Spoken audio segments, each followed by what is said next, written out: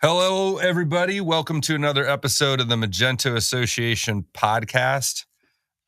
Today, we have the privilege of a true veteran in the industry. I think he's seen a lot. He's been a lot of places, and he has the position now at iPaaS.com.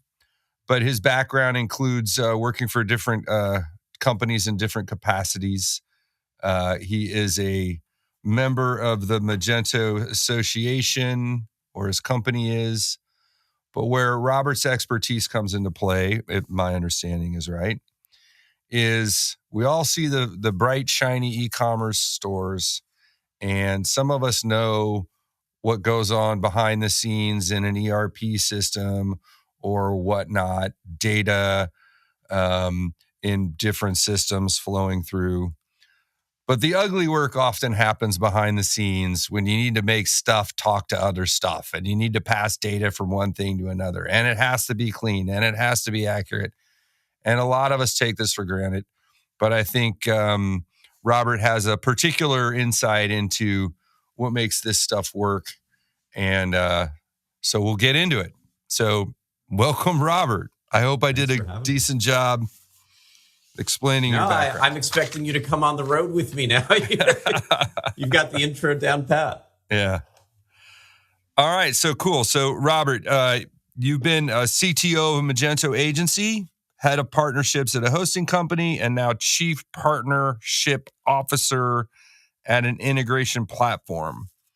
What is the thread that connects all of that? I got into e-commerce somewhere around Magento 1.3. And so that, I think for this audience, that helps to date me properly. Right? I was trying to figure out what shirt to wear for you today. I found an Imagine 2014 Transform. There you go. I thought that was a good year. That felt like kind of how we need to be thinking today. Was that Vegas or was that California? That was already Vegas. Vegas. All right. I had to be at least the second year in Vegas, but I lose track that time is fleeting when it comes to those. But it was before it was at the Wynn. I want to say it was at Planet Hollywood or something like that. So I kind of fell into e-commerce in some ways. My family background, I came from a business that was in manufacturing and wholesaling of purses, ladies' handbags, since 1969.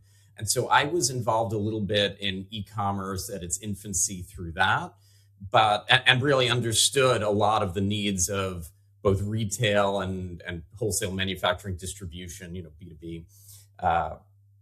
But at Rand Marketing, we were growing naturally and kind of coming out of the more traditional website design and SEO and Google Ads and so forth, and really grew with those kinds of services and fell into e-commerce like many, the same way that we eventually fell into email marketing and social media marketing and all these other services. And we figured out quickly that a lot of people could build a house, not as many could build a skyscraper. A lot of people could build a WordPress website, not so many could really understand the nuances of building different e-commerce stores and helping them thrive through marketing and other services. And so that's kind of where I cut my teeth. And integrations, of course, become, part of that underpinning that you need to be able to get your data flowing with your ERP, your point of sale, your other key systems. And in those agency days, I did a lot of business with a team called Red Rook. Red Rook was an SI that was great at integrating systems like the NCR Counterpoint point of sale. They used to get a booth at Magento Imagine and at some of the conferences and such. And fast forward through my career, after the acquisition of Rand Marketing and my exit, I wound up at N Channel, heading partnerships at an integration platform, and then over at JetRails for the better part of 5 years, helping to grow the JetRails brand. And web hosting also kind of underpinnings, right? Yeah. Thinking about that infrastructure that's really gotta sing. And if it's not it's costing you in a lot of different ways, right? And then found myself here at iPaaS.com, which kind of grew out of that Red Rook systems integration business. And they spent enough years, as I'd say, beating their heads against the wall with the same integration technology and decided to create a more modern next generation platform. They shed the SI business and became a pure play SaaS company, became a software company. And that's when I joined. Mm-hmm. And so for those listeners that don't know, I mean, this is the Magento Association podcast. So we're assuming people at the very least know what Magento is if they're listening to it or curious, Magento curious. What is an iPaaS system? Why don't you dig into where this plays into the entire into the ecosystem of a e-commerce tech stack?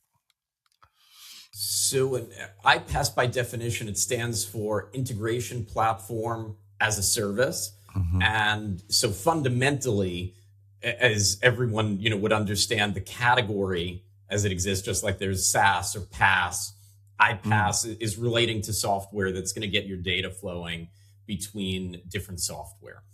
In the case of iPaaS.com, you're looking at a platform that's built as a data hub and if I take a step back, really early iPaaS players, if you think about this, it's kind of like early e-commerce websites. Early e-com websites were built from scratch. Mm-hmm. Maybe at some point you started to get some scripts related to the checkout or things that you could insert in, but you were really building from scratch. And then you got platforms like Magento, and like, why would anybody build from scratch anymore?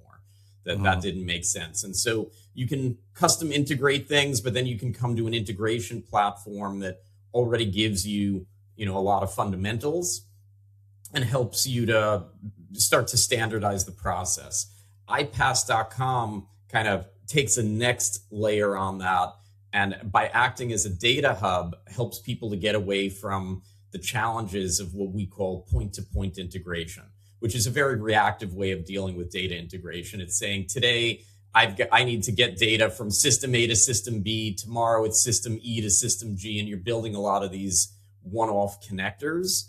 And every time you get a new piece of software, you've got to get A to B, A to C, A to D, and every time you replace a piece of software, you're throwing all of those out. And in terms of maintenance and management, that's a lot of one-off stuff to maintain.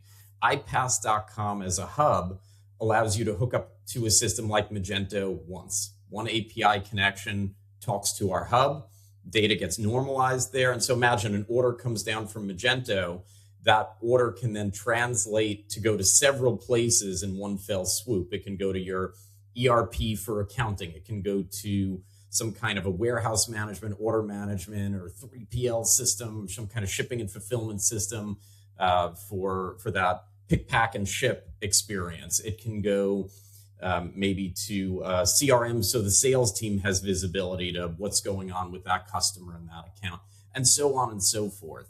And in that way, you can keep turning on spokes, you can replace spokes, but everything's going through one nice, neat, organized system, and all your updates are happening more concisely. And so it's giving you a better footprint to keep evolving and keep adding and building your tech stack, and to be able to manage and monitor everything from one vantage point and handle any data errors or exceptions. It's always nice when the data flows perfectly, but yeah, in reality, there's a lot of times when something goes wrong. Right.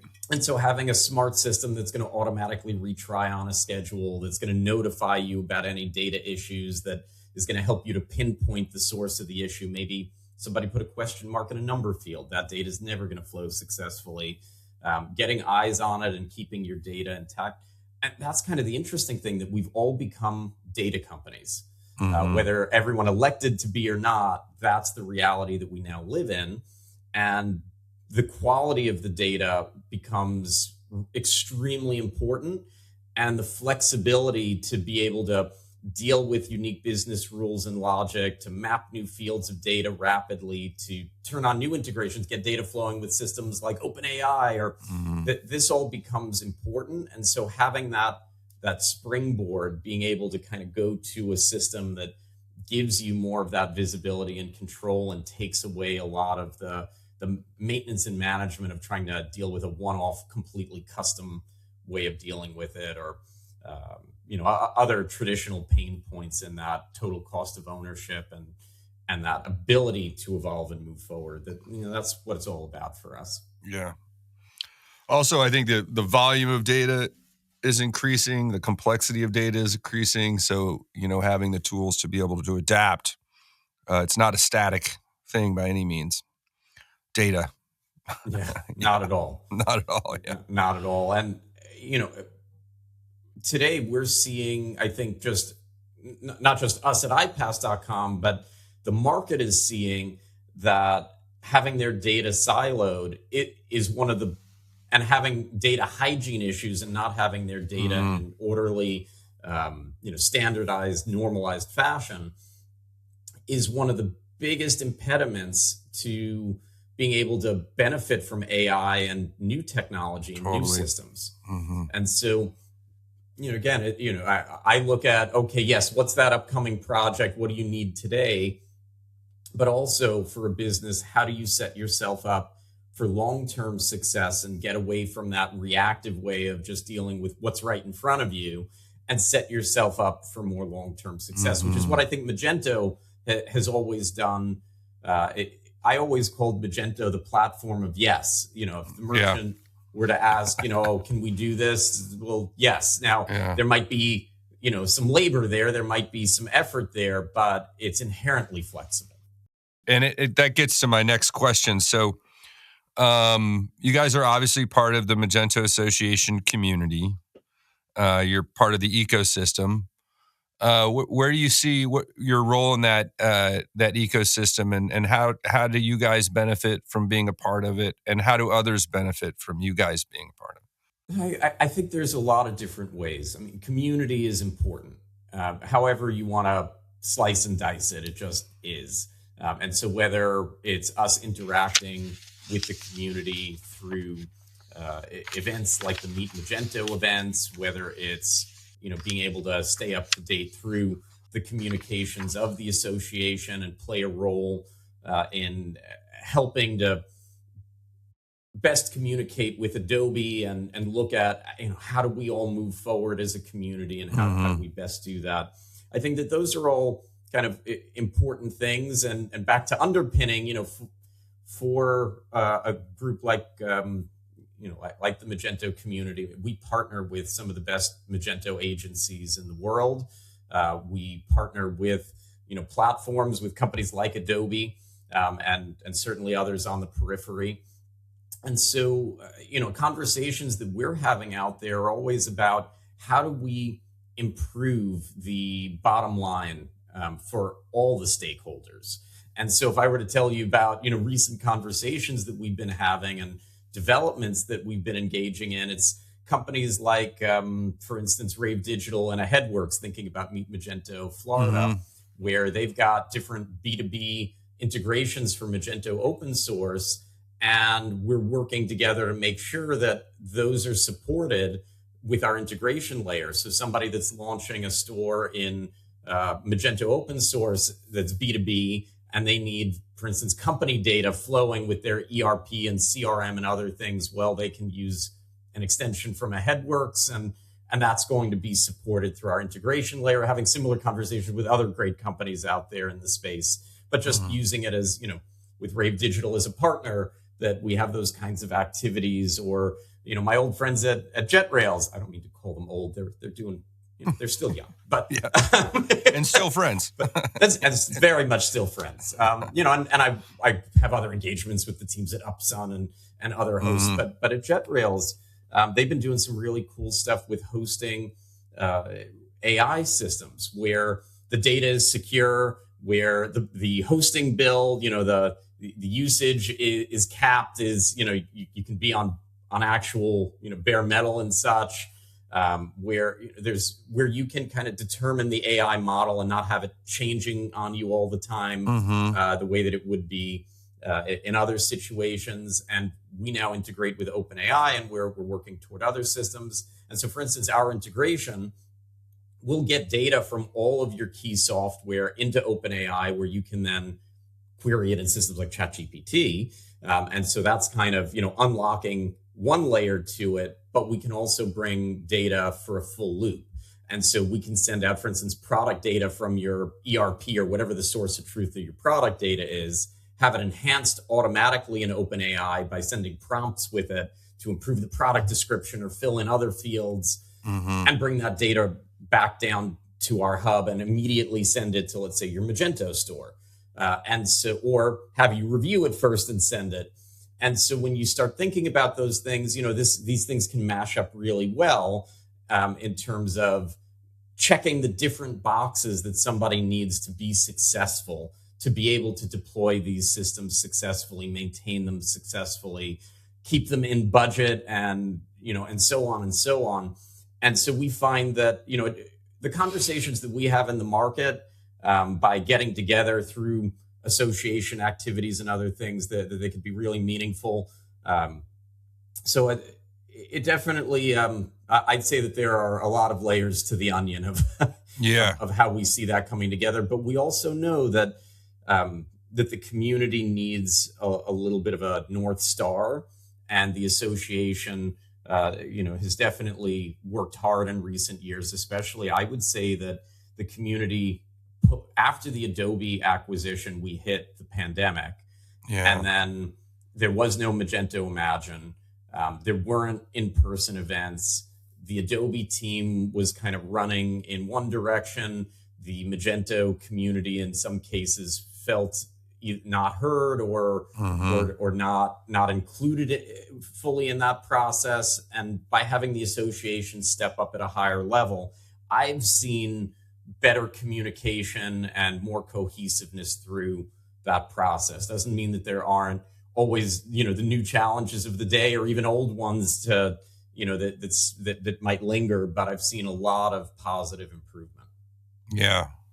I think that's, we could lean into that for a second. It was one of the things I wanted to dig into towards the end, but we can just dig into it now. So, because I'll get back to the iPaaS. I have more questions about that, but let's talk about the Magento Association, since you brought it up. And that perspective is really interesting about, COVID and the Adobe acquisition. So anyone that goes back that far knows that, there was some confusion. There was also, some concerns about the brand, like who was gonna support the brand Magento. So with all that in mind and what you just said, maybe kind of flush out some of those ideas a little bit more, and maybe put some perspective on where you see, like we are currently, and where, you talked about where we've come from. There's a current state of the Magento Association, but why don't you, also talk about what you would like to see, or what the future could potentially hold for the community?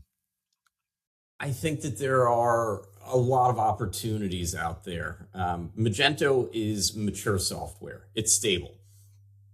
With that, you don't see as much innovation in the core, and Adobe is certainly focused on releasing features in the Adobe suite that are used by Adobe Commerce paid license holders, and often stem from other Adobe software, right? Right.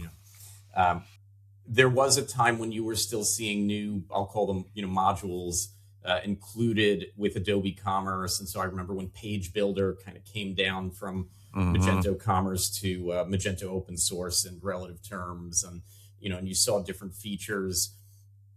I think that it would be interesting to see more features in the core, not to try to harm any of the business of any of the extension developers out there, but if you try to look for parity, you look at, let's say, a system like BigCommerce in the SaaS world that natively supports gift cards. And is that really a reason why somebody's going to, get an Adobe Commerce license because it supports gift cards? Probably not.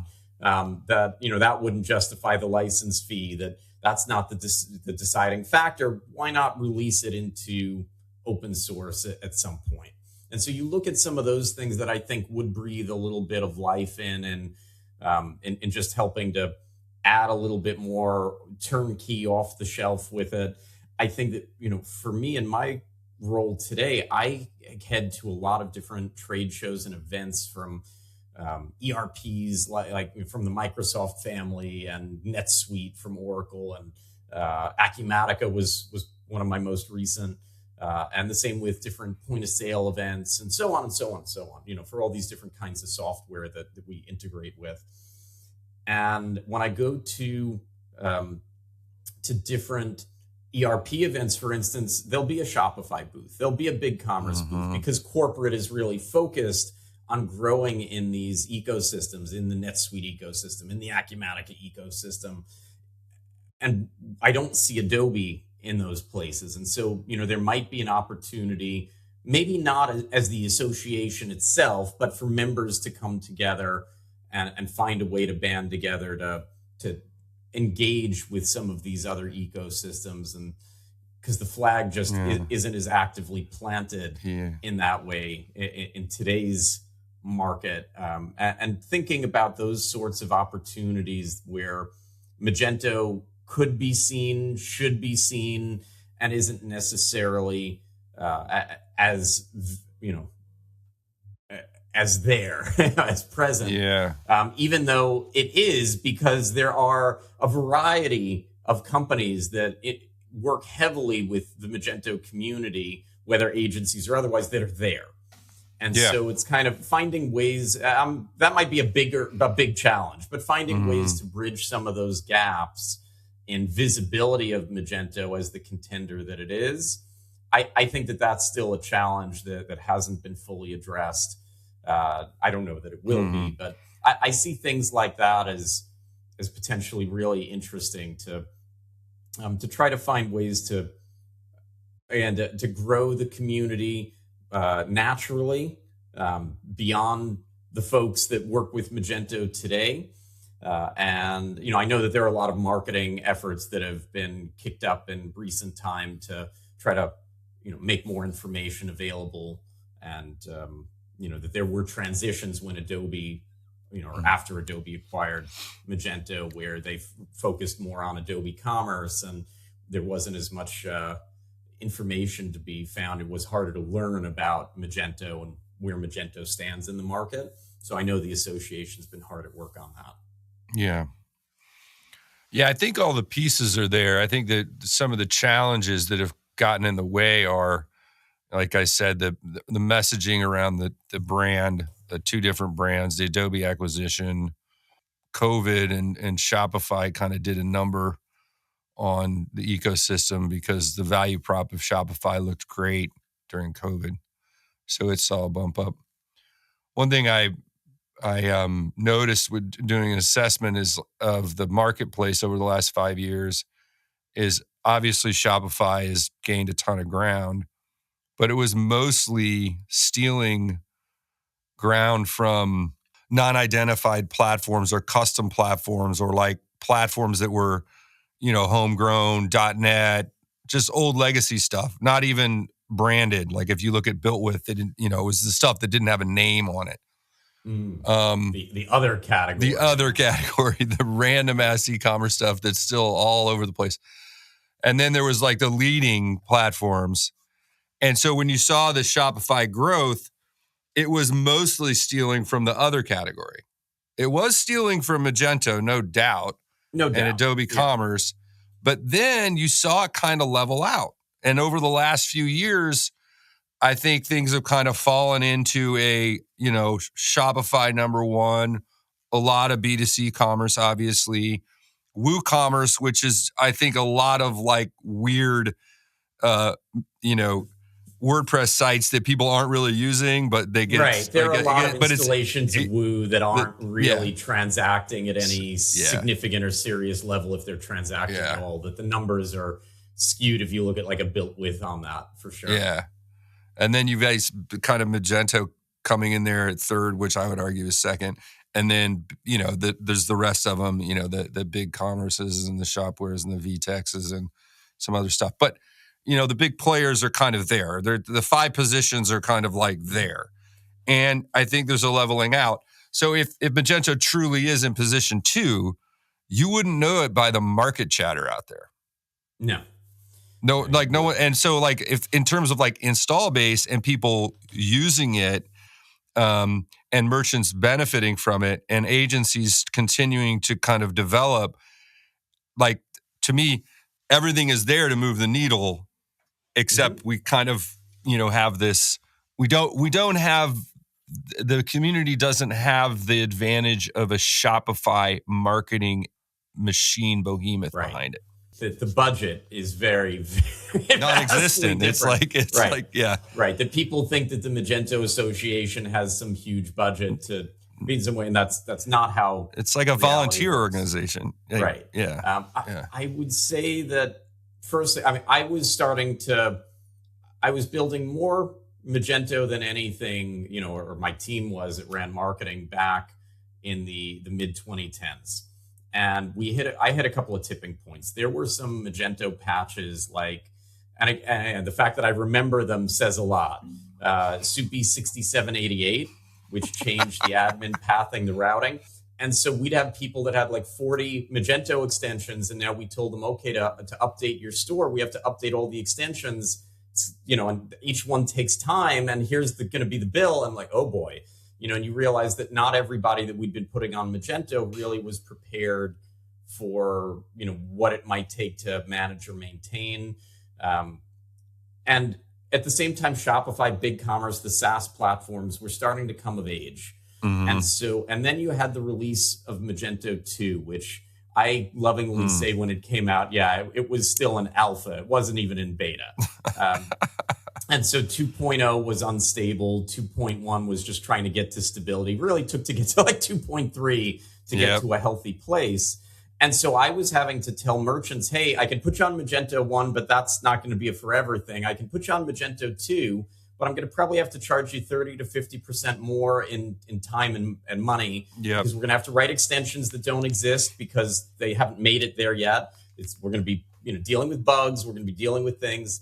And so that was kind of a paradigm shift for me where I started to look at the business more readily and again, and at the prevailing technology and say, look, if you're straight retail, direct to consumer, and you're, I don't know, under $1 million in revenue, whatever the metrics were at the time, well, I'm going to put you here because that's what your business is going to be prepared for in terms of your IT and your needs and goals, and you fit in the box. But then, I could tell you wonderful stories about B2B projects that could never. And even today, with some of the SaaS platforms adding some good B2B functionality, they could never.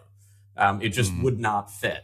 And so, let's say regulated industries that have no business on Shopify, that they're not welcome there. And even if they go there, that they could be shut down anytime. And so on and so on. Like there's a spectrum here, right? That, there's more than one product in the market for a reason.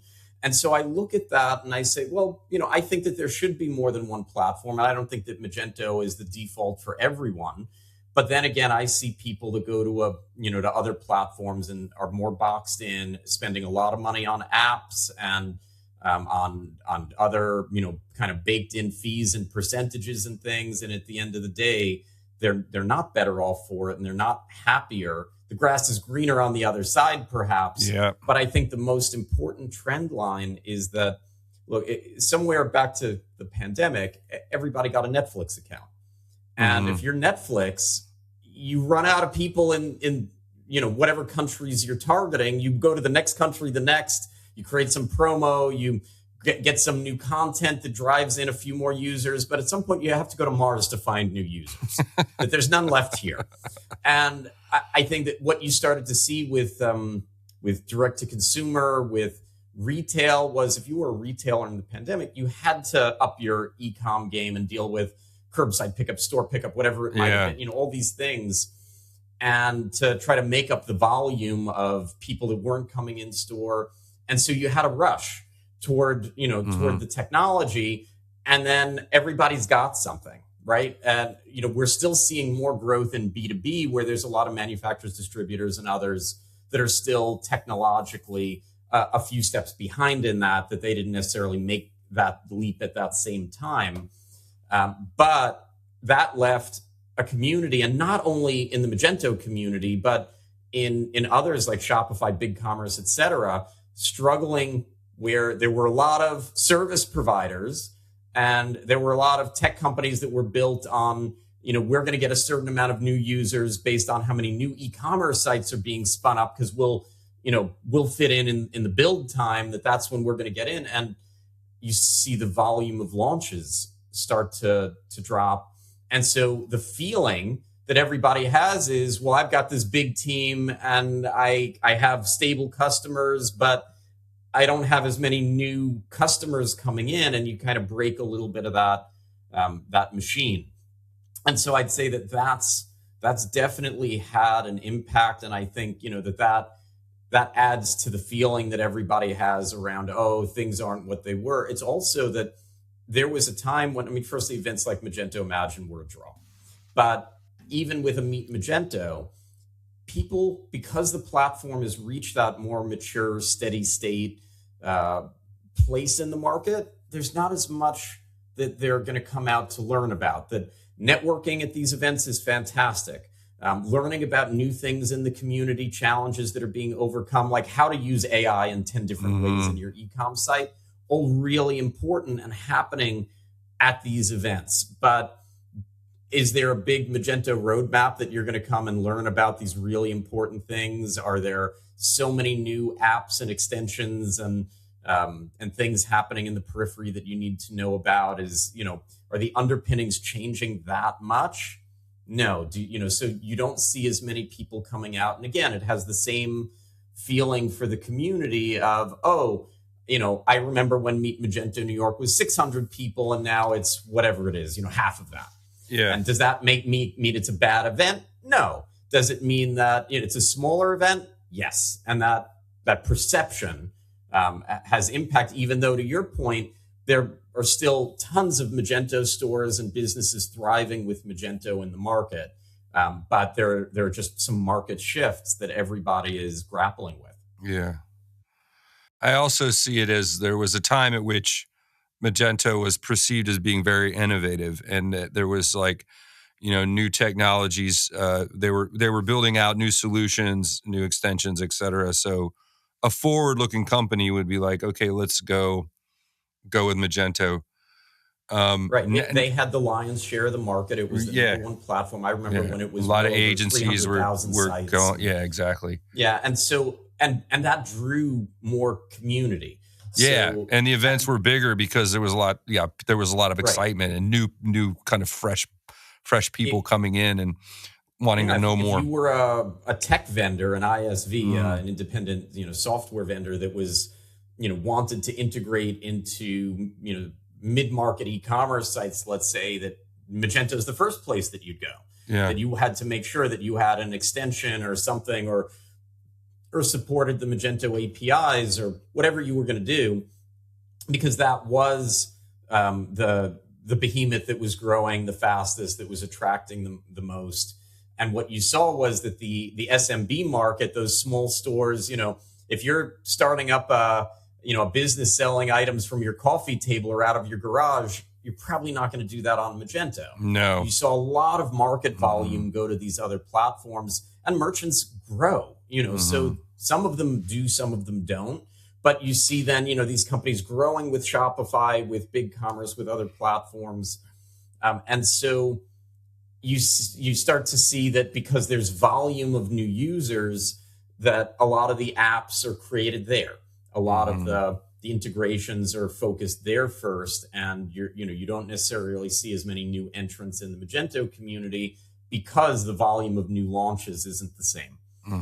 And so these things kind of feed together, but it's also, I can say, is partnering with Adobe.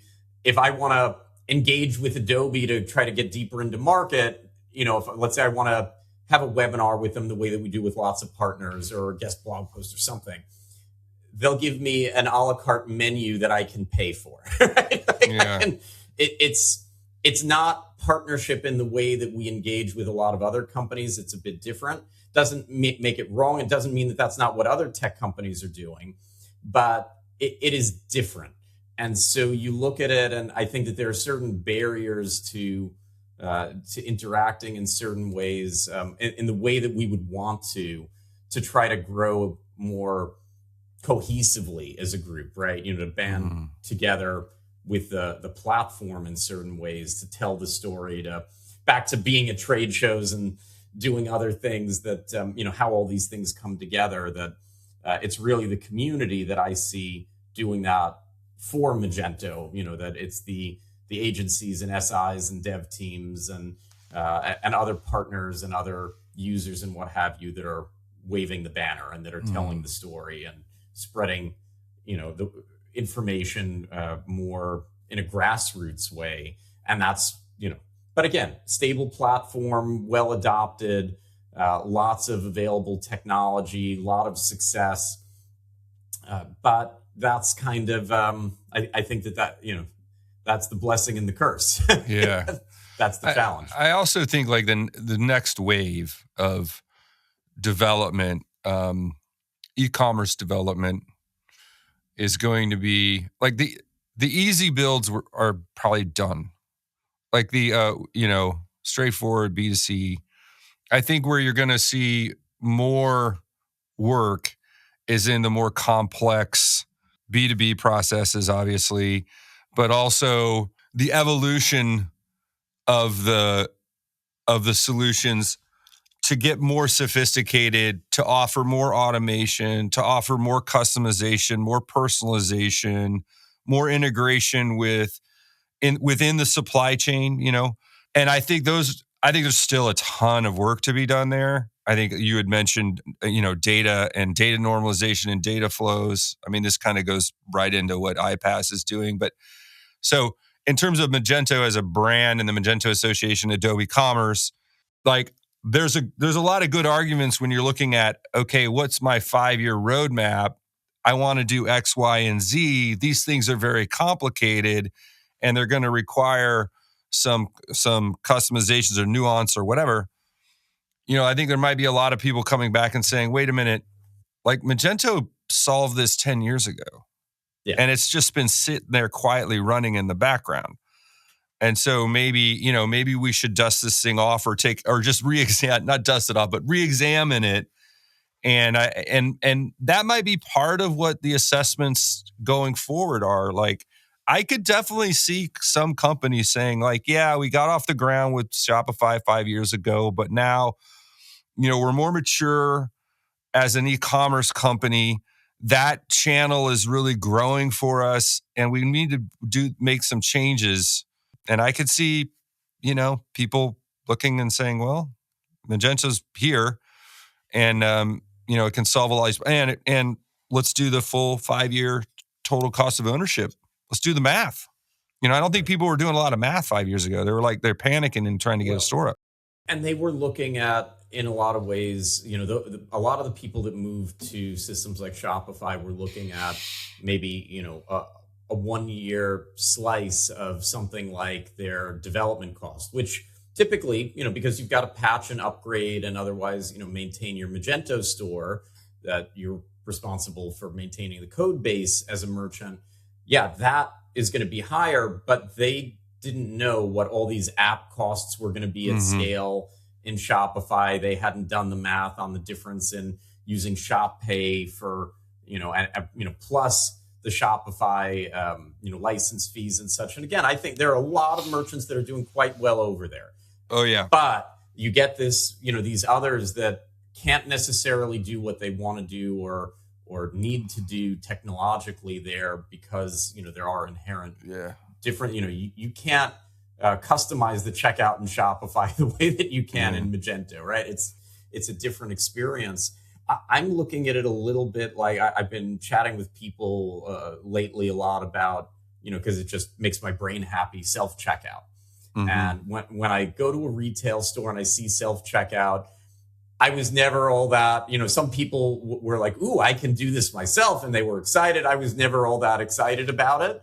I kind of saw inherent challenges with it. And lo and behold, I'm watching retailers like Aldi rip it out. And, they started to do the total cost of ownership. Yeah. And interesting. the retail theft of people self-checking out, the wear and tear on the machines from people that have no vested interest in being gentle to them, the trying to get the staff to work that section and jump between people that are annoyed that they can't figure out, like me, how to weigh bananas or something, right? Or that that need to show their ID to somebody for their beer and now have to wait. And you've got somebody hopping between incessantly like a ping pong ball, flying around. Nobody wants to work that section. And you look at all of these things, and some of the customers coming in want human interaction. They could have ordered on Instacart if they didn't want human interaction. That imagine you're a retiree and this is kind of your outing for the day. That it didn't necessarily, in the end, turn out to be the, so you see the, theft shrinkage. And sometimes it's not just people not scanning, it's people like double scanning a cheaper item or grabbing a label from something else and scanning it. But you see all these different things added together and you realize, it works in some situations in some places, and it's not going to, I don't see it disappearing, but you start to see the leveling of the market as the real data starts to say, yeah, this is good for, you people heading into CVS that need to get, from the drugstore, from the pharmacy, a box of Band-Aids or some aspirin or something, and who needs to wait in line to buy one thing, and great. But, if you're got your kids with you and you've got a cart full of product at the grocery store, do you really want to be, dealing with weighing all these things and dealing with all of it? It's probably not. And if you accidentally don't scan something, at least in the state, they can arrest you. It's theft. If they make a mistake, it's their problem, right? And so you look at all these things, and so I think that there is an amount of that you will see some businesses just doing the math and saying, that they're outgrowing a SaaS model and that they're ready to come back to, or come to the first time to something open source. And I think that we see that. I think there's also, people want to believe that these things, that the complex is simple. And our, the companies in the e-commerce community and us as individuals, we want people to see it as simple because that's what we're all striving toward, to make it simpler. But it is complex. I was just watching OpenAI and some of the other companies in the space developed the UCP, Universal Commerce Protocol. And so think of it as get product into the AI system, and then get the orders back out and allow the shopper to place an order in ChatGPT or in whatever system. And they backed off. I saw one of the because it turns out that it's really complex to have inventory constantly up to date for every store in the internet in the AI database, so to speak.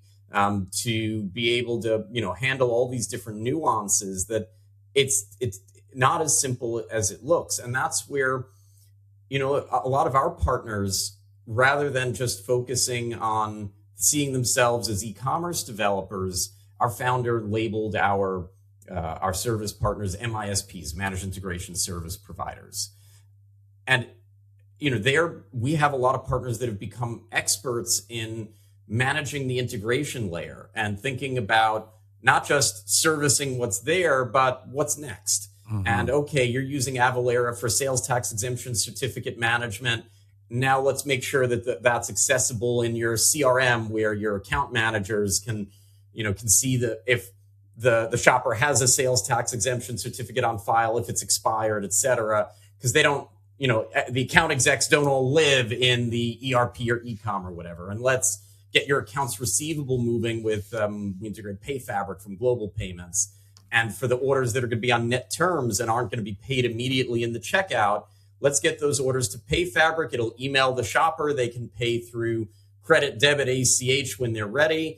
And nobody's waiting for checks in the mail. And you're not trying to play phone tag to get credit cards, which you're not really supposed to do on the phone much anymore anyway for PCI compliance, because so many calls are recorded, and then who has access to that credit card info. And you go down the list of these things, and now you're still managing some of your product data haphazardly in your ERP or in spreadsheets, and it's time for a product information management system for a PIM like PIMcore or Kenio. You got to get data between the ERP and the PIM and the ecom, and you get into all of these different, kinds of scenarios, and being able to advise and help the users, help the merchants with their data flows above and beyond just what are the brass tacks minimum to get up and running with Magento. And even if it is a retailer, okay, are we dealing with, making the gift cards work in store and online, synonymously, and the loyalty points, and giving the shopper a unified experience. And so we start to look at the deeper, not just where are you today, but how do we, for minimum amounts of investment, right? How do we make you competitive with what the shopper is now expecting, because they've been spoiled by Amazon and Target and Walmart and all these companies that can deliver a lot of these kinds of experiences, and how do we bring that to all the merchants more readily and kind of bridge that gap technologically? So I have a question for you. That if you were an agency right now, how would you position, like what would be your advice for that agency? Let's guess it's like a younger, newish agency. The idea of integrations. How should the agency think about integrations as a service? Is that, because I think for some of them it's a scary thing. They know how to do one thing, they put up a store, and then they're like, okay, I'm going to let somebody else think about that. But moving forward, I think the integration pieces are going to be critical. So what would you suggest to an agency that's like on the fence about trying to get into this? I think that data is here to stay as one of the big heroes in this story. And so from that perspective, look, in my agency days, we did quite well in digital marketing. And we found that was very stable for us as a business, where, the development work, sometimes they were bigger projects, sometimes smaller, but kind of had a reliable, set of marketing clients, and margins and so on. And I think of the integrations in a bit of a similar way, that the merchant needs somebody at the helm of that. For us as a platform, again, it's about bringing standards to the process. So we have our training up in our partner portal. Partnerships free, training and certification are free, and you can get through all 5 of our training courses in under a day. And so it's not meant to be overwhelming. It's not, getting through, a dissertation in this stuff in order to get into it. And what we see is that we've got the better part of 100 service providers in our partner network. And that includes ERP VARs and point of sale dealers and, and PIM experts. And so there are cases where we might have a partner that says, for this particular project, this is going a little out of our comfort zone. Can we pull in a different iPaaS partner, either behind the scenes or, front of the house or whatever it is, and do this together in some way, but still like maintain the core. And so there are different ways where I find that if somebody wants to be forward thinking, if they want to look at, what comes next and how to best service the market long term, I think it's even, for people that are still doing everything as custom development, I think that it's hard to keep the customer happy that way. That from our experience, from my personal experience, there's a lot of fires to put out. Every time data doesn't flow successfully, everybody's got to get, together and duke it out and figure, is it the source, the destination? And the client's going to say, I didn't change anything. It's your fault. And, nobody wants to be responsible for the cost of the debugging and dealing with it. Having a proactive platform behind the scenes puts you into a better position to stay out in front of issues, to be charging for managing the process, and to have that, that kind of, cover in, giving the client more understanding and insight into what's happening. And, we're maintaining the integrations in our marketplace. We're maintaining our platform. And so, getting away from trying to deal with those kind of things that nobody actually wants to pay for that kind of maintenance, and getting into the, let's map these new fields, let's turn on new integrations, let's think about, how to best solve problems in your business and build efficiency, and bringing value with those same hours instead of spending it, with everybody in some contentious way, trying to fight over why something's not working and how it's going to get addressed. So when you guys are looking at new business coming in, how much of that new business is merchants going directly to you versus how much business is coming in through agencies and partners? More of it is definitely coming from the partner network. We do drive some direct demand through SEO and other efforts, through trade shows, through things. And we drive demand from tech partners, people finding us in the Magento extension marketplace, or different places where they might be searching for these kinds of integrations. But a lot of it is coming from the agencies. And what you find with that is the merchant, in many cases, is going to find new software, or is going to get a vendor that's going to help them assess. And that's when they're going to be looking for us. It's when there's some either new software or some shift in this journey, right? There are these natural inflection points when integrations become, front and center. And I'd say the same when I was at JetRails talking about hosting, right? That there are these natural inflection points when you're looking at how to improve. In some cases today, we see people on legacy integration platforms, again, not to speak ill of anything out there, but, MuleSoft, Boomi, Celigo, Jitterbit, these things that they're paying multiples more for software licensing, and there's so much more maintenance to do. And it's just part of the cost savings conversation. Well, we can get you on iPaaS.com and you can save a bucket load, because it's more modern and more efficient and it's priced accordingly. You start to see that often the agencies are already involved. We love reciprocating leads. We love, those partners that have gone through a project, that know the platform, that being able to bring them back deals, that's really important to us. But by and large, there's more coming from the agency that's acting as the experts, as the consultant on integrations, bringing us in, than people finding us first and then looking for the agency. So do you know off the top of your head how many technologies you guys can currently integrate into? Roughly? Probably around roughly 60, I'd say. 60, okay. Although that's starting to speed up with our use of AI and writing integrations. And we have an open SDK. So we do have partners, including in the ecosystem, companies like, Magento that, write integrations for users. Those integrations can be used privately just for that account, or they can be submitted to us, to our marketplace, to be used by others. And so there is a little bit of that growth as well, that we've been able to get integrations like Sugar CRM listed by our partner network. Sugar CRM, I haven't heard that one. Yeah, I don't run into it too often, but it has its user base. Yeah. And so, that's also for us important, but we're seeing some good growth in that. And we know that every integration that we add, because of the nature of our hub, these integrations talk to our hub and act as kind of universal translators.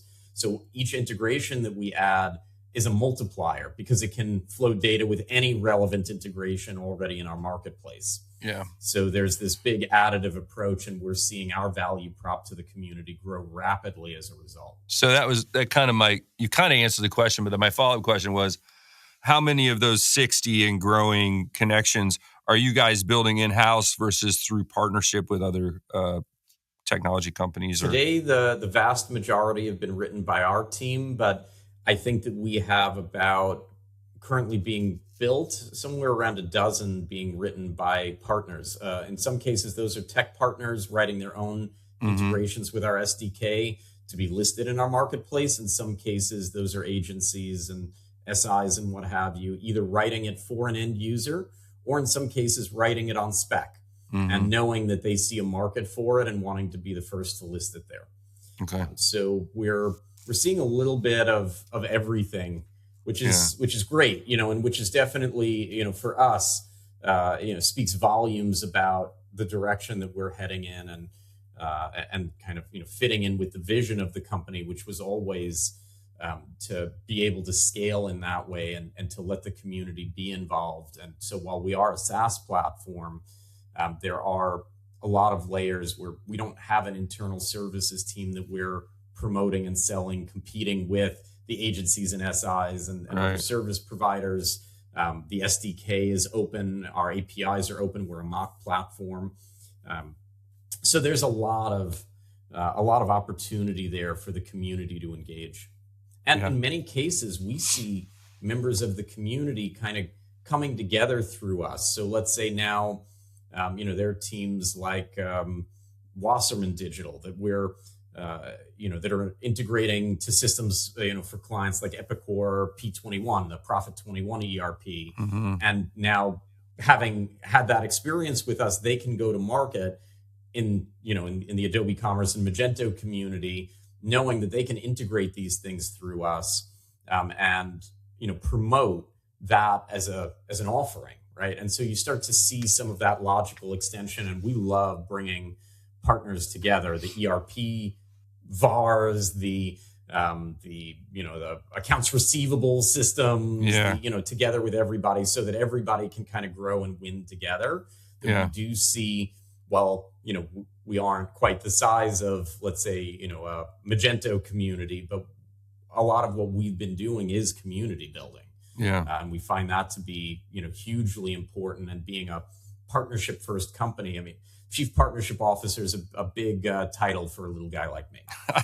But we knew that was our strategy. And from, leadership team down, that we don't solely look at partnerships as a revenue focus.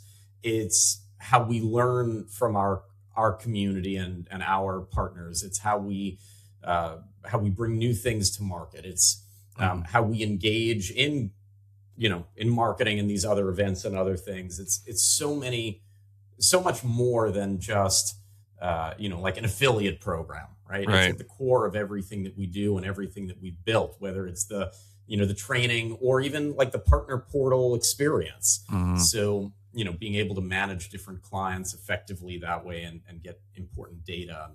In any case, it's, I think that it kind of, you have to sometimes decide, where you want to be in the space, and then reverse engineer your way toward that. And that's absolutely how our company has been working to try to make sure that the community is as involved as they can be in every step of what we do. Good. So that perfectly leads right into my final question. We're at the hour mark, so we're going to wrap it up. But I could talk to you for much, much longer. But let's. So, final question. You've been a podcast host, a partnership builder, and a community member for years. What's the message you want to leave the audience with? That's a big question. If I to leave the audience with with one thought, I mean, there's a great quote out there that I'll totally butcher, but never doubt what a few good people coming together can achieve. Right? That I do see a lot of good things happening in the Magento community. We continue to win with our partners in the community and to be able to improve the experiences of businesses that rely on Magento and will for years to come. And, I think that what's important is that we all keep communicating, that we all keep looking for, as opposed to maybe getting caught up in hype or in, the social media trolling or anything, that we just look forward with eyes wide open. In engineering school, they told us some people see the glass as half empty, some see it as half full. We just see the glass as twice as big as it needs to be.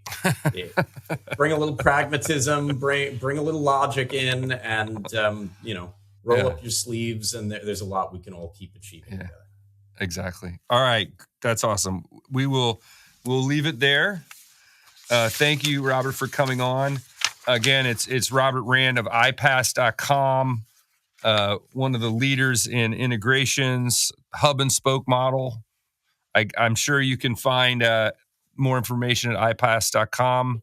Thank you for your final thoughts, Robert. I appreciate you coming on the podcast. Again, this is Matt Harris with the Magento Association Podcast.